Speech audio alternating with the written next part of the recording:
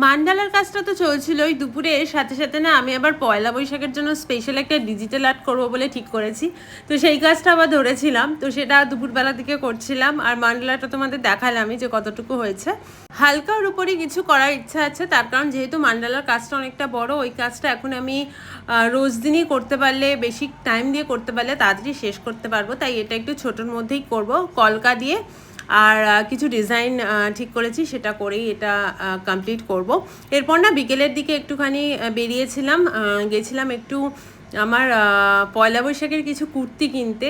আর সবকটাই সুতির কুর্তি ছিল, যেগুলো আমি রেগুলার ইউজ করতে পারবো। টোটাল 3টে কুর্তি আমি নিয়েছিলাম। আর যেটা দেখবে ব্লু ব্লু কালারের, সেটা না একটা পিস ছিল, মানে 3 পিস সেট ছিল, যেটার প্যান্টের কাপড় আর জামার কাপড় দুটো দিয়ে আমি কুর্তি বানিয়ে নিয়েছি। আর একটা ওড়নাও ছিল, সাদা লেগিংস দিয়ে বেশ লাগছিল পরার পর। তো চলো আজকের ভিডিওটা এটুকুই, বাই।